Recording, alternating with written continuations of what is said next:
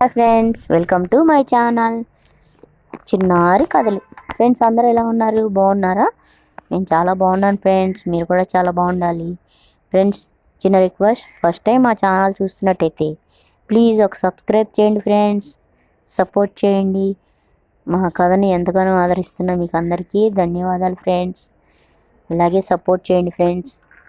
ఈరోజు చిన్నారి చిట్టి కథలు అనే శీర్షికలో ప్రతాపుడు పొట్టి మాంత్రికుడు కథ చెప్పుకుందాం.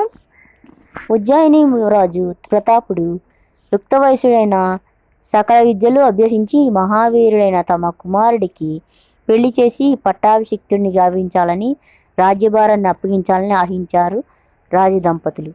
కానీ ప్రతాపుడికి ఇప్పుడే రాజు కావడం ఇష్టం లేదు. కొంతకాలం దేశాటన చేసి సంపాదించుకొని తిరిగి రావాలనుంది. అలా చెప్తే తల్లిదండ్రులు తనను ఒంటరిగా పంపించరు. తను దేశాటన చేసి త్వరలో తిరిగి వస్తానంటూ ఒక జాబు రాసి తన మందిరంలో ఉంచాడు.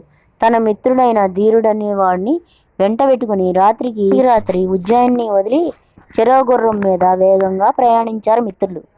పల్లెలు, గ్రామాలు, పట్టణాలు, కొండకోనలు, అడవులు దాటారు. అక్కడక్కడ విచిత్రాలు చూసుకుంటూ వారం రోజులు ప్రయాణించి దట్టమైన ఒక అడవిలో ప్రవేశించారు. సాయంకాలం అయింది. ఆకలి దహించేస్తుంది.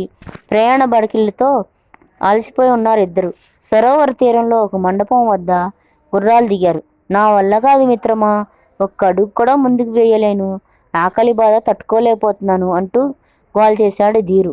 ఇద్దరు కాళ్ళు చేతులు మొహం కడుక్కొని వచ్చారు. ధీరు, నువ్వు ఈ మండపంలో విశ్రాంతి తీసుకో, నేను అలా వెళ్ళి తినడానికి పళ్ళు దుంపలు తెస్తాను అన్నాడు ప్రతాపుడు. అమ్మో, నా పేరు మాత్రమే ధీరు, కానీ నేను వట్టి వీరుని, ఆ సంగతి తెలుసు కదా. నువ్వు ఇలా వెళ్ళి ఏ పిశాచమో వచ్చి నా మీద పడితే నా పనేం గాను, నేను వస్తాను అంటూ ధీరు భయంతో చెప్పాడు. ఆ పిశాచాలు ఏమీ లేవు, భయం లేదు, ఈ సమీపంలోనే ఉంటాను, అవసరమైతే పిలువు, గుర్రాలను గమనిస్తూ ఉండు అని చెప్పి ఆ చెట్ల కిందకు నడుచుకుంటూ వెళ్ళాడు ప్రతాపుడు. ధీరు మండపంలో నడుము వాల్చాడు. చల్లటి గాలికి నిద్ర పట్టేసింది వాడికి. అంతలో ఎవరో తనను బలంగా తన్ని లేపుతుంటే మెలకు వచ్చేసింది ధీరుకి. చూస్తే తెల్లటి పీచు లాంటి భాగంతో తన చేతులను కట్టేసి ఉన్నాయి. ఎదురుగా 2 అడుగులు ఎత్తున్న ఒక మరుగుజ్జు మనిషి నిల్చున్నాడు. మనిషి 2 అడుగులు ఎత్తు గాని వాడి గడ్డం 10 అడుగులు పొడుగుంటుంది. తన చేతులు చుట్టేసింది వాడి గడ్డమే. కాషాయ బట్టలతో, చేతిలో చిన్న మంత్రదండం, నుదుట పెద్ద కుంకుమ బొట్టు, భలే విచిత్రంగా ఉన్నాడు వాడు. ఏయ్, ఎవరు నువ్వు అంటూ లేచి కూర్చున్నాడు ధీరు. ఈ గడ్డ మాంత్రికుడి ఇలాకాలోకి నా అనుమతి లేకుండా వచ్చి నన్నే ఎవరంటావా? రా చెప్తా అంటూ ఆ పొట్టి మాంత్రికుడు ధీరుని తన గడ్డంతో బరబరా లాకపోసాగాడు. పడిపోయాడు ధీరు. ఓరు దేవుడా, వీడెక్కడి మాంత్రికుడు నాయనో! ప్రతాప, ఎక్కడున్నావు? త్వరగా వచ్చి కాపాడు అంటూ పెద్దగా అరిచాడు. ఆ సమీపంలో ఉన్న ప్రతాపుడు ఆ అరుపులు విన్నాడు. సుడిగాలిలో మండపంలోకి దూసుకొచ్చాడు. వస్తూనే ఒకే వేటుతో పొట్టివాడన్న గడ్డం మాంత్రికుడు గడ్డాన్ని సగానికి నరికేశాడు. అది చూసి కేవలం అరిచాడు గడ్డం మాంత్రికుడు. వామ్మో, నా గడ్డం, నా గడ్డం అని అరిచాడు. వాడు జుత్తు పుచ్చుకొని పైకి లేచి కత్తి పీక మీద ఉంచాడు ప్రతాపుడు. ఎవరు నువ్వు? మాంత్రికుడు అయితే మాతో నీకేం పని? నిజం చెప్పు, లేదా చంపేస్తాను అన్నాడు కోపంగా. వద్దు వద్దు, నన్ను చంపుకు అని అరిచాడు భయంతో గడ్డం మాంత్రికుడు. వాడిని చంపేయి ప్రతాప, వాడెవడో దొంగ మాంత్రికుడిలా ఉన్నాడు, ఇలాంటి వాడు బ్రతకూడదు అని అరిచాడు గడ్డాన్ని విప్పి పక్కన పడేస్తూ ధీరు. వద్దు, నన్ను చంపొద్దు, నిజం చెప్పేస్తాను ప్రాధేయపడ్డాడు మాంత్రికుడు. చెప్పు అడిగాడు ప్రతాపుడు. అయ్యా, మీరెవరో తెలియక తొందరపడ్డాను. నిజానికి నేను గొప్ప మాంత్రికుడిని కాదు. చిట్కా విద్యలతో అటుగా వచ్చిన బాటసారులను భయపట్టి వారి దగ్గర ధనాన్ని అపహరిస్తుంటాను. మీరు నా గడ్డాన్ని సగానికి నరికేశారు. నా పత్రబలం సగం పడిపోయింది. నన్ను వదిలేయండి, ఎటైనా పోయి బతుకుతాను అంటూ ఏడ్చేశాడు. వాడిని చూస్తే జాలేసింది ప్రతాపుడికి. ఇలాంటి పొట్టి వాళ్ళకి పుట్టెడు బుద్ధులు అంటారు. వాటిని మంచి కోసం ఉపయోగిస్తే బాగుపడతావు. ఇక నుంచి బుద్ధిగా మంచిగా ఉంటానంటే మాతోరా అన్నాడు. తిండికి గుడ్డకి లేటుండదంటే ఎక్కడికైనా వస్తాను ప్రభు, ఇక నుంచి నువ్వే నా యజమానివి అంటూ దండం పెట్టాడు పొట్టి మాంత్రికుడు. అక్కడి నుండి ముగ్గురు బయలుదేరారు. కొద్ది రోజులు ప్రయాణం చేసి కాశంబి దేశానికి చెందిన అడవిలో ప్రవేశించారు. అక్కడ ఒక చోట ఒంటి స్తంభం మేడ కనపడింది. ఈ నట్టడులో ఆ మేడ ఎవరిది? అందులో ఎవరుంటారు? మనం తెలుసుకోవాలంటూ గుర్రాన్ని ఆపాడు ప్రతాపుడు. ఇలాంటి చోట ఎవరుంటారు? ఏ పిశాచో రాక్షసో ఉంటుంది. మనకెందుకు వచ్చిన గోల? మన దారిన మనం వెళ్ళిపోదాం, చెప్పరా పొట్టి మాంత్రికుడా అని అరిచాడు ధీరుడు. ఎందుకంత భయం, మనుషులు కూడా ఉండొచ్చు కదా అన్నాడు పొట్టి మాంత్రికుడు. అని ఆ మేడ సమీపంలో పోనిచ్చి మొదటి నుంచి గమనించారు. ఆ మేడ చుట్టూ కొందరు రాజభటులు కాపలా కాస్తున్నారు. లోపల ఎవరున్నారో తెలియదు. ఇదేదో విచిత్రంగా ఉంది పొట్టి మాంత్రిక. ఆ భటుల కంట పడకుండా మేడలో ఏం జరుగుతుందో తెలుసుకొని రాగలవా అని అడిగాడు ప్రతాపుడు. సరేనంటూ బయలుదేరాడు వాడు. తన మంత్రశక్తితో అందమైన రామచిలుకగా మారి రివ్వున ఎగురుతూ ఆ మేడలోకి పోయాడు. మేడలో కొందరు దాసీలు ఎవరి పని వారు చేస్తూ కనిపించారు. ఒక మందిరంలో దేవకానని తల్లని ఒక అందమైన యువతి విచారంతో కూర్చొని ఉండడం చూశాడు. చూడ్డానికి ఎవరో రాకుమారిలా ఉంది. రివ్వున వెళ్ళి ఆమె భుజం మీద వాలింది చిలక. దాని అందానికి ముగ్ధురాలవుతూ చేతుల్లోకి తీసుకొని నిమిరింది. నాకన్నా నువ్వే అదృష్టవంతురాలివే చిలక. నీకున్న స్వేచ్ఛ నాకు లేదు. భటులు చూస్తే నిన్ను చంపేస్తారు. స్వేచ్ఛగా గాలిలో ఎగిరే నీకు ఈ మెడలో పనేముంది? వెళ్ళిపో అంటూ గాలిలోకి వదిలేసింది. చిలక రూపంలోని పొట్టి మాంత్రికుడు రివ్వున ప్రతాపుడున్న చోటికి వచ్చి నిజరూపం ధరించాడు. జరిగినదంతా చెప్పాడు. ఆమె కష్టాల్లో ఉంది, సందేహం లేదు. ఎవరో రాకుమారి అయి ఉంటుంది. చాలా అందంగా ఉంది అన్నాడు. ఆమెను చూడాలి, వీలవుతుందా అడిగాడు ప్రతాపుడు. అక్కడ 10 మందికి మించి కాపలా భటులు లేరు. వాళ్ళని ఓడించి లోనకు పోదాం, అదెంత పని అన్నాడు ధీరు. ముందు వెనుకలు తెలియకుండా అకారణంగా వాళ్ళ మీద దౌర్జన్యం చేయడం మంచిది కాదు. ఆమెను కలుసుకుంటే ఎన్నో విషయాలు తెలుస్తాయి. అయితే ఆమెను ఇక్కడికి చేర్చనా అడిగాడు పొట్టి మాంత్రికుడు. ఇది ధర్మ విరుద్ధం. నేనే అక్కడికి వెళ్ళడం న్యాయం.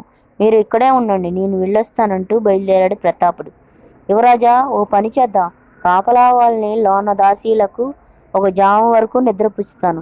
మీరు వెళ్ళి మాట్లాడరండి అన్నాడు పొట్టి మాంత్రికుడు. ఈ ఆలోచన అందరికీ నచ్చింది. వెంటనే తన గడ్డంలోంచి ఒక వెంట్రుకను పీకి ఏదో మంత్రించి గాల్లోకి వదిలి మంత్రదండాన్ని పైకెత్తాడు. అంతే. ఆ ఒంటి స్తంభం మేడలో అంతా గాఢమైన మత్తులకు జారిపోతూ ఎక్కడి వాళ్ళు అక్కడ నిద్రపోయారు. ప్రతాపుడితో పాటు ముగ్గురు మేడలో ప్రవేశించారు.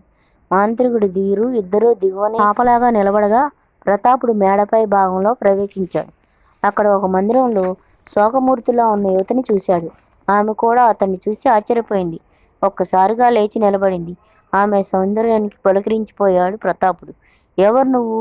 నట్టడివిలో ఈ మేడలో ఎందుకుంటున్నావు అని అడిగాడు. ముందు మీరెవరో చెప్పండి అందామె. తన వివరాలు చెప్పాడు. ఆమె ముఖంలో సంతోషం పొంగిపోయింది. యువరాజా, నా పేరు చంద్రప్రభ. కాశంబీ దేశానికి యువరాణిని అంది సిగ్గుతో. అయితే రాజ్యాన్ని వదిలి ఈ ఒంటరి జీవితం ఏమిటి? దగ్గరికి వెళ్ళి అడిగాడు. ఎందుకు కారణం ఉంది అని యువరాణి చంద్రప్రభ తన గాథను ఇలా చెప్పుకొచ్చింది. నా తండ్రి గారు కాశంబీ మహారాజు మణిపాలుడు. కొంతకాలం కిందట నా తల్లి మహారాణి మంజులాదేవి కాలం చేయడంతో తర్వాత ఛాయాదేవి అనే ఆమెను మా తండ్రి రెండో వివాహం చేసుకున్నారు. మహారాజు ఉన్నంతకాలం నాకే లోటు రాకుండా చూసుకున్నారు. కొద్ది రోజుల కిందట ఆయన కాలం చేశారు. ఆ తర్వాత నా కష్టాలు ఆరంభమయ్యాయి. మా తండ్రి గారి తర్వాత సింహాసనానికి నేనే వారసురాల్ని. నన్ను చేసుకునేవాడు రాజపుత్రుడు. నా సవితి తల్లి ఛాయాదేవికి ఒక తమ్ముడున్నాడు. వాడు సైన్యాధ్యక్షుడిగా పనిచేస్తున్నాడు.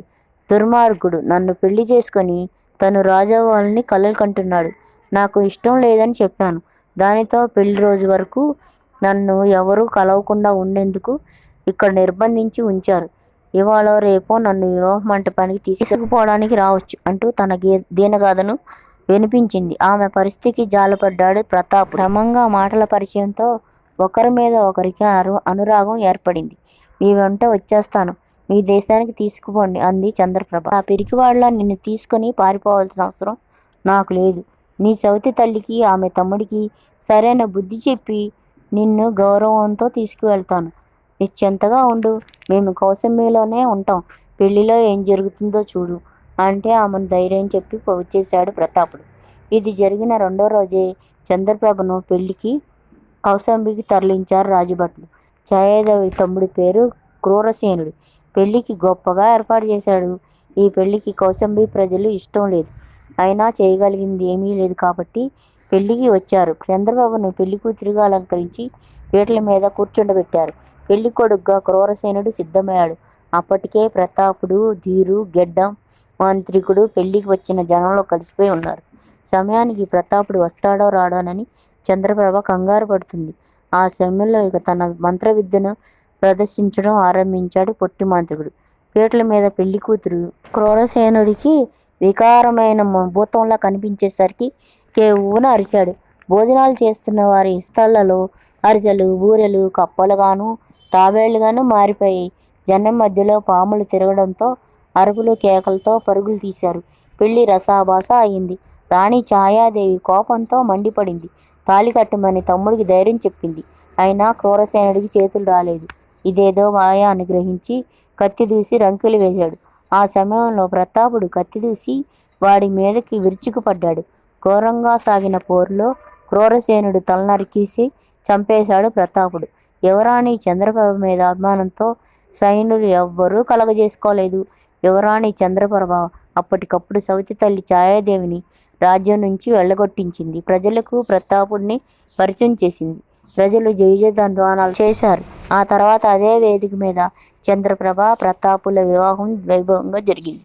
వివాహం తర్వాత తమ ప్రతినిధిగా ధీరుని కౌశాంబిలో ఉంచి తన భార్యను మిత్రుడు పొట్టి మాంత్రికుడిని వెంటబెట్టుకొని ఉజ్జయినికి సపరివారంగా వెళ్ళి రాజ్యానికి బయలుదేరాడు ప్రతాపుడు. ఫ్రెండ్స్, కథ నచ్చిందా? నచ్చితే ప్లీజ్ ఒక లైక్ చేయండి ఫ్రెండ్స్. లైక్ చేస్తే మా ఛానల్ గ్రోత్ అవ్వడానికి సాయంగా ఉంటుంది.